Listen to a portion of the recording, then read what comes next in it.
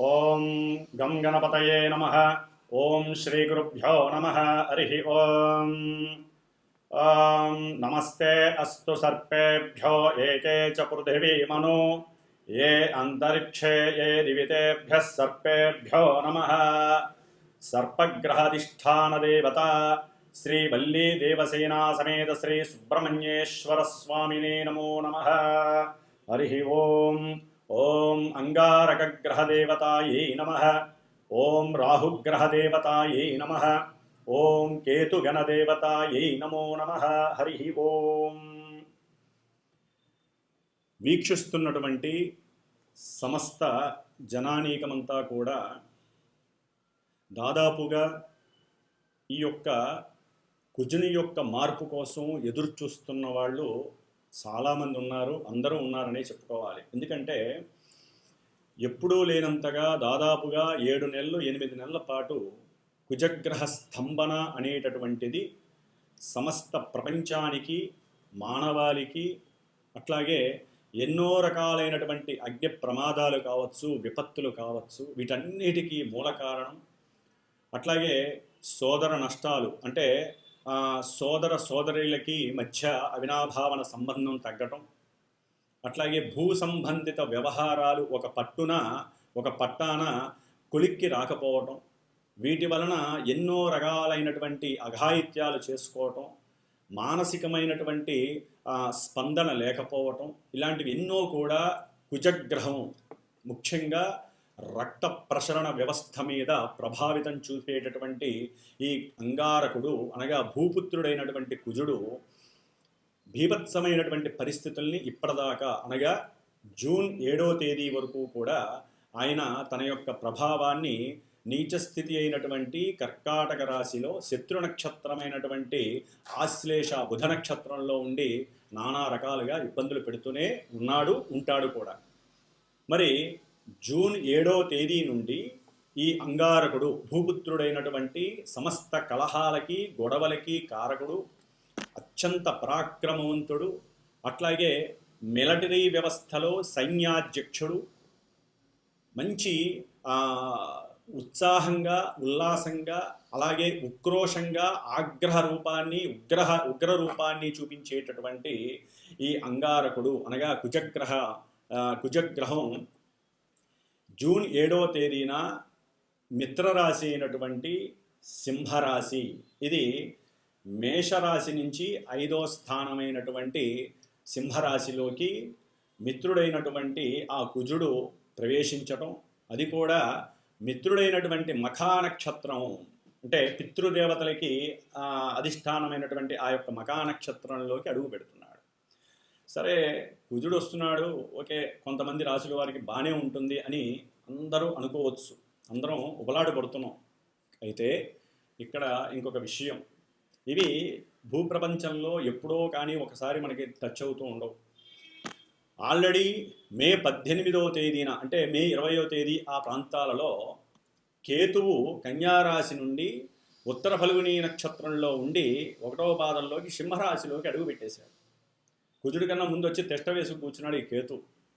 కుజవత్ కేతువు అంటే కేతు అనేటటువంటి వాడు ఆల్రెడీ ఉత్తర ఫల్గుని నక్షత్రం సూర్య నక్షత్రంలో ఉండి సూర్య రాశిలో ఉండి సూర్యుడిచ్చే ఫలితాలన్నీ ఆల్రెడీ ఆయన ఇస్తూనే ఉన్నాడు కేతు. కానీ ఇప్పుడు అసలైనటువంటి హీరో, అసలు అమితమైనటువంటి పరాక్రమం, ఉగ్రం అంటే ఎవరయ్యా అంటే ఆయనే, కుజుడే. ఎందుకంటే మనకి ఉన్నటువంటి దశావతారాల్లో ముఖ్యంగా ఈ కుజుడు మనకి నరసింహావతారం, జ్వాల నరసింహస్వామి అవతారానికి కుజుడు, అట్లాగే రాహువు వరాహ అవతారానికి, కేతువు మత్స్యావతారానికి గ్రహదేవతలు. అంటే శ్రీమన్నారాయణమూర్తి దశావతారాల్లో ఈ 3 గ్రహాలు కూడా చాలా పటిష్టమైనటువంటి, చాలా ఉగ్రహోపేతమైనటువంటి రూపాలని ఆ భగవంతుడు వీరికి గ్రహదేవతలుగా ఇచ్చి ఉన్నాడు, ఆ అధిష్టాన దేవతల్ని. మరి కుజుడు నరసింహస్వామి అవతారానికి ముఖ్యుడు. అందుకనే నరసింహస్వామి ఎంత ఉగ్రహోపేతంగా ఉంటాడో అంతటికన్నా ఈ గ్రహం కదా భూపుత్రుడు, విష్ణువు యొక్క అంశయే. విష్ణువు భూదేవికి పుట్టినటువంటి వాడే కుజుడు.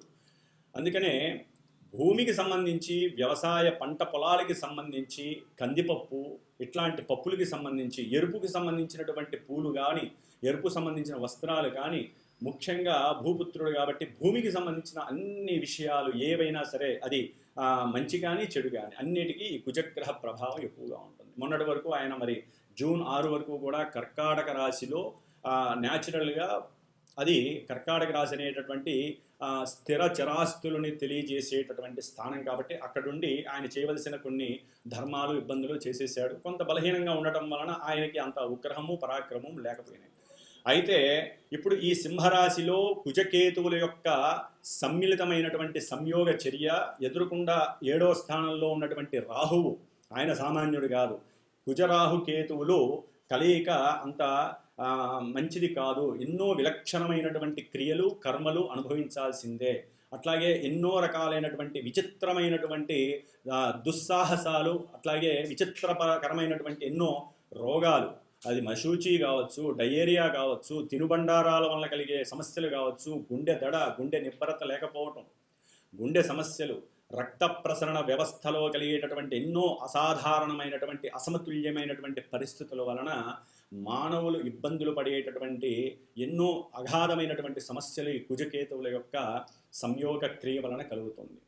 అట్లాగే ముఖ్యంగా ఇది 5వ స్థానం, అంటే మేషం నుంచి 5వ స్థానం అవటం వలన కుజుడు క్రీడాకారకుడు. అంటే క్రీడారంగంలో ఎవరైనా సరే మంచి ఉన్నతమైనటువంటి స్థానంలో ఉండాలంటే అది క్రికెట్ కావచ్చు, ముఖ్యంగా ధనుర్విద్య కావచ్చు, వీటిల్లో చదరంగం కావచ్చు, చెస్ అంటే చదరంగం కావచ్చు, లేకపోతే ఎన్నో క్రీడా విన్యాసాలు ఉన్నాయి మనకి, అంటే పరాక్రమంతో కూడినవి, మిలిటరీ వ్యవస్థ కావచ్చు. ముఖ్యంగా సింహరాశిలో కుజుడు ఉండటం అనేటటువంటిది రాజులకి కుజకేతువుల సంయోగం. రాజులు ఎవరైతే ప్రపంచాన్ని, దేశాలని, రాష్ట్రాలని ఏలుతూ వారి యొక్క అధికార వాంఛలతో అధికార దాహంతో ఉంటారో వారికి కోపావేశాలు ఎక్కువ అవుతాయి. ఇప్పటి వరకు చాలా సున్నితంగా సాత్వికంగా ఉండేటటువంటి మనుషులు కూడా ఎవరైతే కుజగ్రహ రాశులు కానీ కుజగ్రహ నక్షత్రాలు కానీ పరిపాలింపబడుతూ ఉంటారో, కుజ మహర్దశలు కానీ అంతర్దశలు కానీ విదశలు కానీ వారికి జరుగుతూ ఉంటాయో, కుజగ్రహ నక్షత్రాలు కానీ రాహుగ్రహ నక్షత్రాలు, ఎందుకంటే వీళ్ళల్లో ఎవరైనా సరే దుస్సాహసాలకి పాల్పడి దేశాల మధ్య ఎన్నో రకాలైనటువంటి సమస్యలు మనకి 2 నెలల కాలంలో తయారయ్యే అవకాశాలు ఉన్నాయి. ఎందుకంటే వీళ్ళు కుజుడు అనేటటువంటి వాడు శత్రు రోగ రుణకారకుడు. శత్రువులను పెంచుతాడు, రోగాలను పెంచుతాడు, రుణాలని పెంచుతాడు. అంటే మన దేశం దగ్గరికి వస్తే మనకి ఏదైనా సరే రుణాలు తీసుకున్నటువంటి దేశాలు ఉంటాయి, మనం రుణం తీసుకున్నటువంటి దేశాలు అవన్నీ కూడా పకడ్బందీగా మన రుణాన్ని మాకు ఇచ్చేయండి అనేటటువంటి ఫోర్స్ ఎక్కువ వచ్చే అవకాశం ఉంటుంది. అట్లాగే మన యొక్క ఎదుగుతున్నటువంటి మన దేశం మీద ఎన్నో దేశాలు మరి పాము పడగ ఎత్తినట్టుగా ఉన్నాయి. ముఖ్యంగా ఈ కుజుడు అణ్వాస్త్రాలు, అణ్వాయుధాలకి సంబంధించిన వాడు, అట్లాగే మిషన్ గన్స్కి సంబంధించినటువంటి వాడు, అట్లాగే బాంబులు అంటే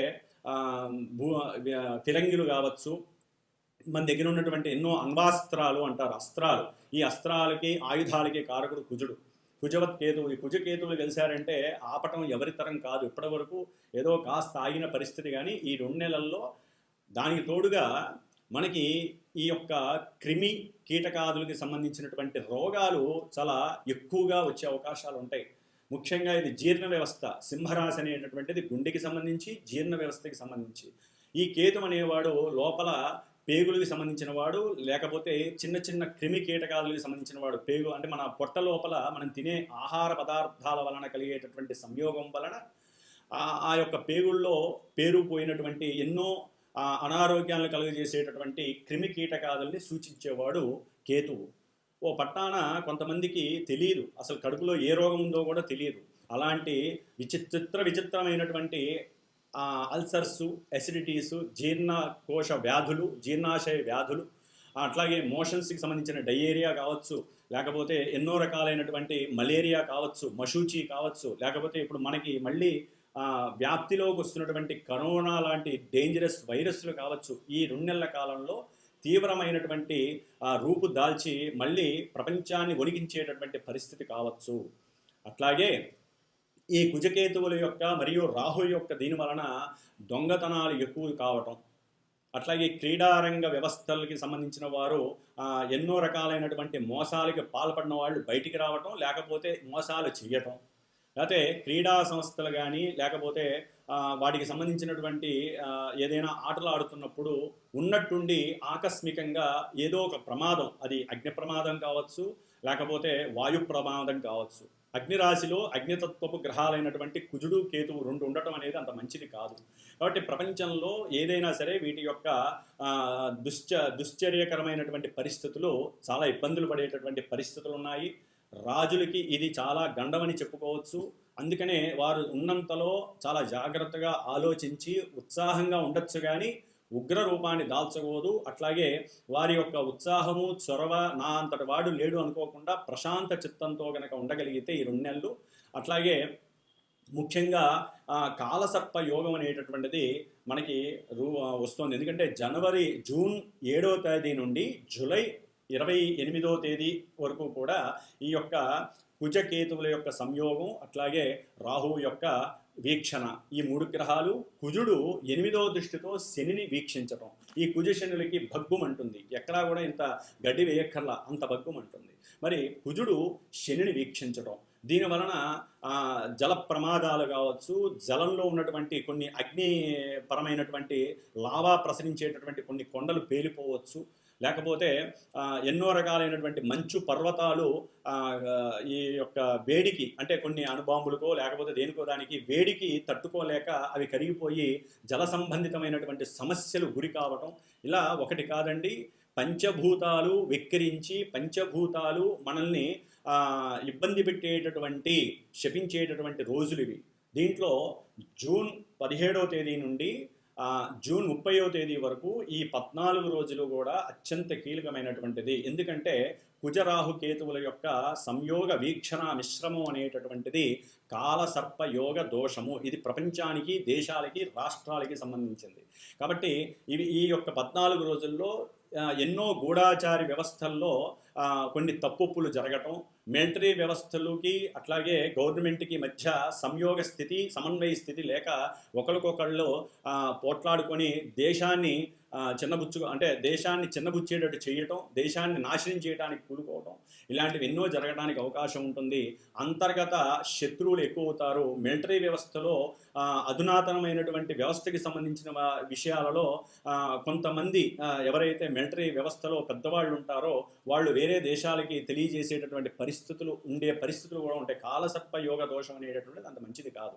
కాబట్టి ఈ 14 రోజులు కూడా సుబ్రహ్మణ్యేశ్వర హోమాలు దేశంలో, దేశ రాజులు, రాష్ట్ర రాజులు కూడా, లేకపోతే ఆ ఏరియాకి సంబంధించిన ఎమ్మెల్యేలు కానీ సుబ్రహ్మణ్య ఆలయాలలో హోమాలు చేయించడం ద్వారా ఉన్నతమైనటువంటి ఆలోచన వ్యవస్థ వీళ్ళకి ప్రస్ఫుటం అవుతుంది. కాబట్టి ఈ యొక్క దొంగతనాలు కానీ, మోసాలు కానీ, లేకపోతే ఎన్నో రకాలైనటువంటి కుజుడు ఆవేశకారకుడే కాదు, కాముకుడు కూడా, అతి కాముకుడు కేతువుతో కలిసి ఇంకా ఎక్కువ అవుతుంది. కాబట్టి ప్రేమికులు కొంచెం జాగ్రత్తగా ఉండండి. ప్రేమికుల మధ్య కొన్ని వైరాలు కలగడానికి అవకాశం కూడా ఉంటుంది. దాని ద్వారా ఎన్నో రకాలైనటువంటి సమస్యలు క్రియేట్ అయ్యే అవకాశం ఉంటుంది. కాబట్టి అగ్ని సంబంధ దోషాలు కావచ్చు, ముఖ్యంగా చేతబడులు, లేకపోతే బాణామతి, ఇలాంటివి మన వాళ్ళు నమ్ముతూ ఉండేవాళ్ళు, ఇప్పటికి కూడా నమ్ముతున్నారు, జరుగుతున్నాయని కూడా కొంత వాచనం ఉంది. కాబట్టి ఇలాంటి విషయాల యందు కూడా ఎవరైనా ఉన్నట్లయినా, లేకపోతే మతి భ్రమించి ఉన్నటువంటి వాళ్ళైనా, కోపావేశాలు ఎక్కువ ఉన్న వాళ్ళైనా కూడా కొంత జాగ్రత్త వహించడం మంచిది. దానికి సంబంధించి మాలాంటి వేద పండితుల చేత ఏదైనా చక్కగా ఈ కుజ రాహు కేతు గ్రహాల యొక్క జప తర్పణాలు, అట్లాగే స్వామివారికి సంబంధించిన సుబ్రహ్మణ్యేశ్వరుడికి ప్రీతికరమైనటువంటి సర్పదోష నివారణార్థమై సర్పసూక్త జప పారాయణాలు 52 రోజులు ఉంటుంది. 52 రోజులు చేసే అవకాశం మేము తీసుకుంటున్నాము మా యొక్క శ్రీమాత జ్యోతిషాలయ పీఠంలో. కాబట్టి ఈ విధంగా చేస్తూ చివరి రోజున ఆదివారం మఖా నక్షత్రం అవటం వలన చక్కగా ఆ రోజున సుబ్రహ్మణ్య పాశుపత హోమము, నవగ్రహ హోమము జరుగుతుంది. ఏదైతే మధ్యలో జూన్ 17వ తేదీ నుంచి జూన్ 30వ తేదీ వరకు ఏదైతే ఉందో ఈ రోజుల్లో చక్కగా సుబ్రహ్మణ్య క్షేత్రాలు 6 ఉన్నాయి తమిళనాడులో, అమ్మవారి మధురై కానీ చిదంబరం వీటి దగ్గరలో. కాబట్టి తిరుత్తని, అట్లాగే పళని, స్వామిమలై, ఇట్లా తిరుచెందూరు ఇలాంటి క్షేత్రాలకి వెళ్ళి ఎవరైతే ఈ నక్షత్రాలు వాళ్ళు ఉంటారో, అట్లాగే మేషరాశి, వృశ్చిక రాశి, సింహరాశి, కర్కాటక రాశి, కన్యారాశి, అట్లాగే వృశ్చిక రాశి, ముఖ్యంగా మకర రాశి, కుంభరాశి, ఆ తర్వాత మేషరాశి, వృషభ రాశి, ఈ రాశుల వాళ్ళు కావచ్చు. సర్పగ్రహ నక్షత్రాలైనటువంటి ఆశ్లేష నక్షత్రము, అట్లాగే కుజ నక్షత్రాలైనటువంటి మృగశిర నక్షత్రము, చిత్తా నక్షత్రము, ధనిష్ట నక్షత్ర జాతకులు కానీ, అశ్విని నక్షత్రము, అట్లాగే మఖా నక్షత్రము, మూలా నక్షత్రము, కేతు నక్షత్ర జాతకులు కానీ, రాహుగ్రహ నక్షత్రాలైనటువంటి ఆరుద్ర నక్షత్రము, స్వాతి నక్షత్రము, శతభిష నక్షత్రము, ఈ నక్షత్ర జాతకులు కుజ మహర్దశలు, రాహు మహర్దశలు, కేతువు యొక్క మహర్దశలు, అంతర్దశలు, విదశలు నడిచేటటువంటి వాళ్ళు ఎవరైనా సరే అందరూ కూడా కంపల్సరీ ఇలాంటి కార్యక్రమంలో పాల్గొనండి. అవకాశం ఉన్నవాళ్ళు తప్పకుండా చేయించుకోవాలని మనస్సంకల్పం. ఎందుకంటే ఈ యొక్క గ్రహాలు శాంతి పడాలంటే వాటికి జపసపాలు చేయాల్సిందే, హోమం చేయాల్సిందే.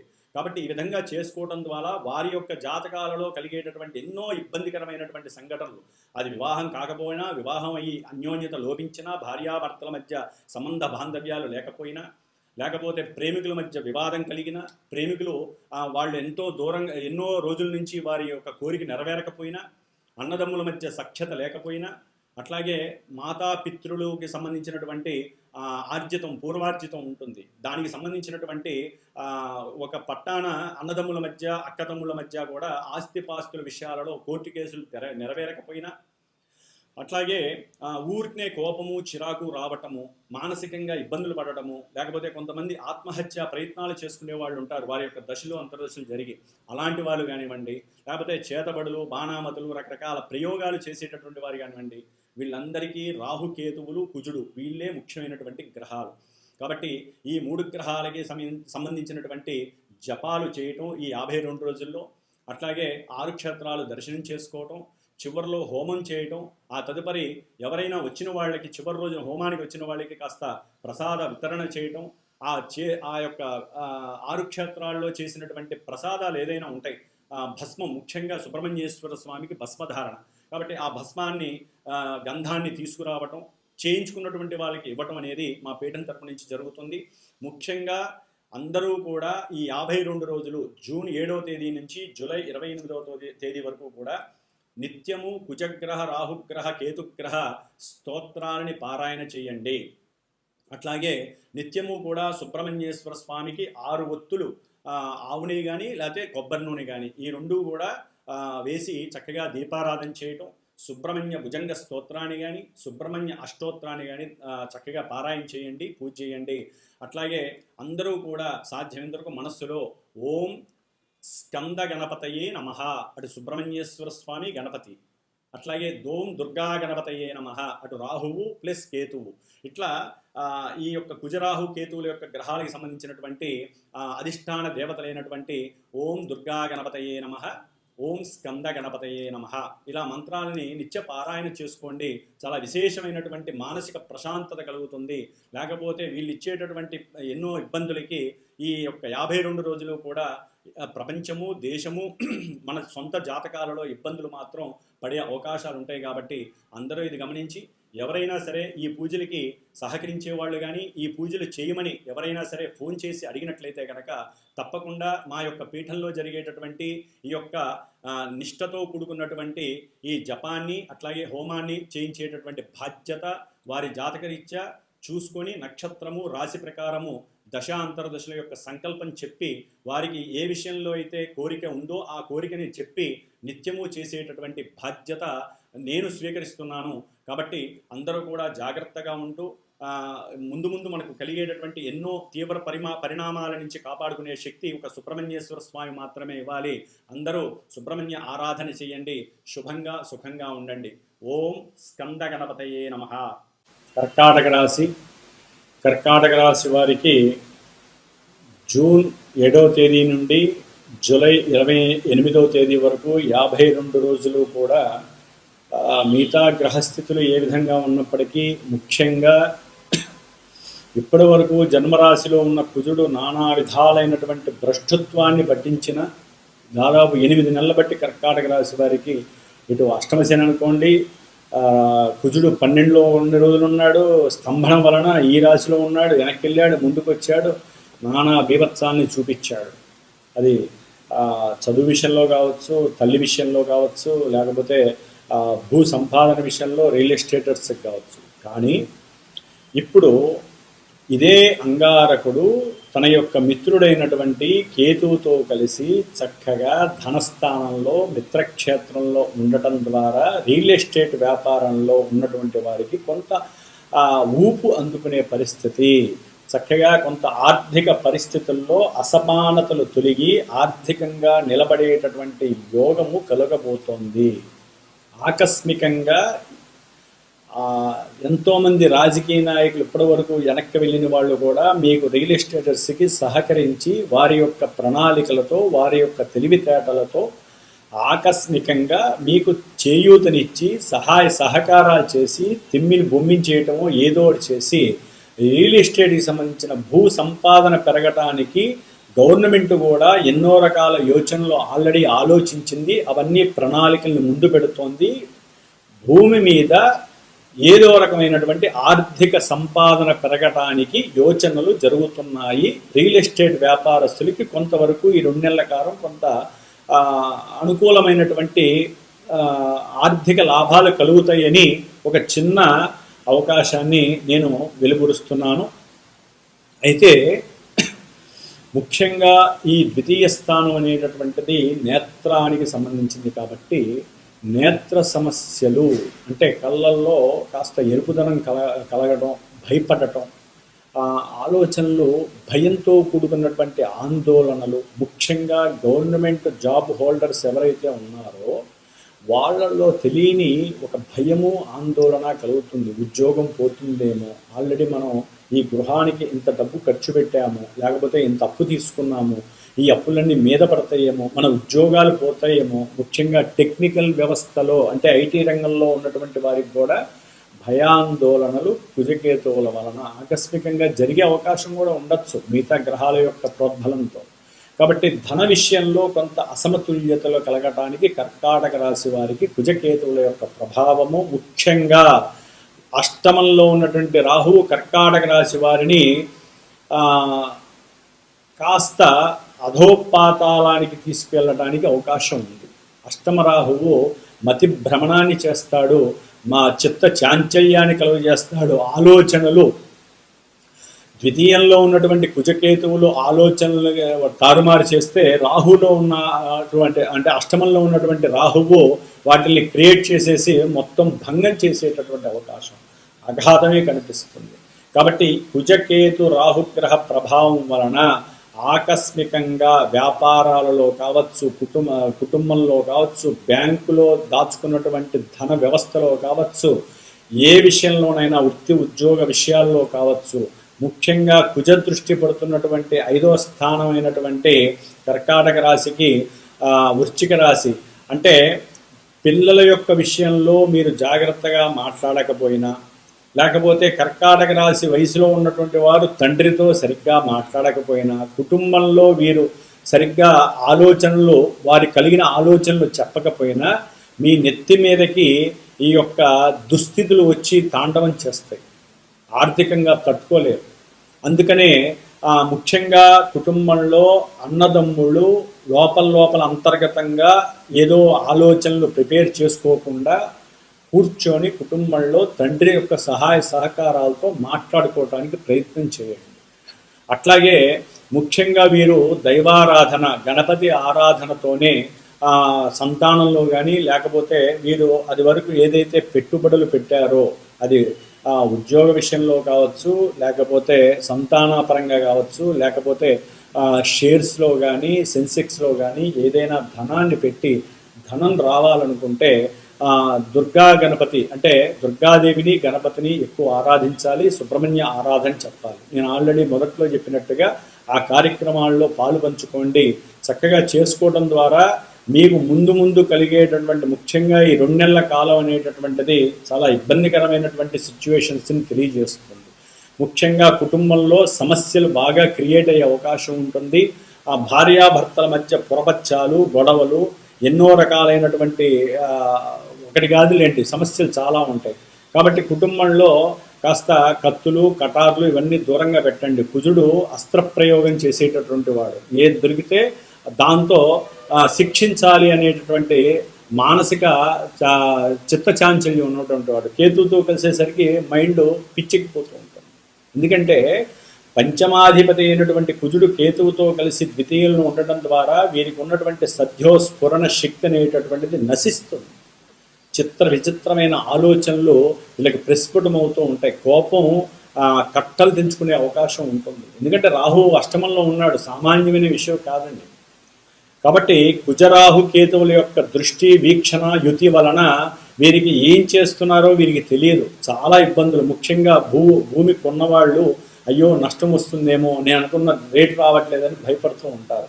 కాబట్టి వీళ్ళందరికీ కూడా ముఖ్యంగా కుటుంబ విషయంలో కావచ్చు, అన్నదమ్ముల విషయంలో కావచ్చు, సంతాన విషయంలో, ముఖ్యంగా ఉద్యోగ విషయంలో ఆర్థికంగా లాభపడాలన్నా లేకపోతే ఉద్యోగం పోతుందనే భయం వీరికి ఎక్కువగా ఉంటుంది. కాబట్టి ఈ ఉద్యోగ విషయంలో భయాన్ని పోగొట్టాలన్నా, ఎన్నో రకాలైనటువంటి ఇబ్బందులు తొలగిపోవాలన్నా, నేత్ర సమస్యలు కానీ, వాక్ దోషాలు కానీ, బ్యాంకింగ్ వ్యవస్థలో సమస్యలు కానీ ఇవన్నీ తొలగిపోవాలన్నా, పోలీసులు ఒక రకంగా చెప్పాలంటే వెహికల్స్కి సంబంధించి మీకు అనుకోకుండా ఒక్కోసారి అకస్మాత్తుగా ధన నష్టం కలుగుతుంది. ఎందుకంటే వాళ్ళు ఆపటం, చలానా ఇవ్వటం, ఎప్పటి నుంచో పాతవన్నీ లాగి వేలల్లో మీకు చలానా వేయటం, దానివల్ల నష్టపోవటం, అది ఒక మానసిక చింతన, దానివల్ల దోషం.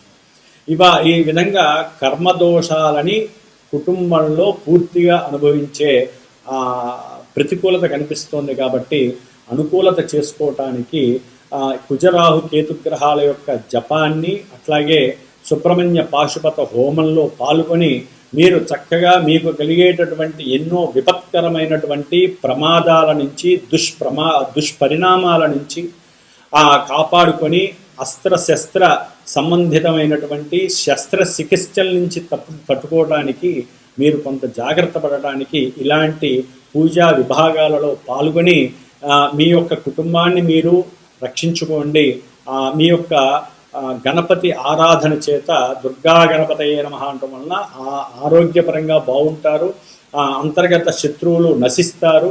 చక్కగా సంతానము తండ్రి ఇరువురు కూడా అన్యోన్యత కలిగిన వారే కుటుంబంలో సౌఖ్యంగా ఉండటానికి ఇది ఒక విశేషమైనటువంటి అవకాశంగా భావించండి. ఓం స్కంద గణపతయే నమో నమః.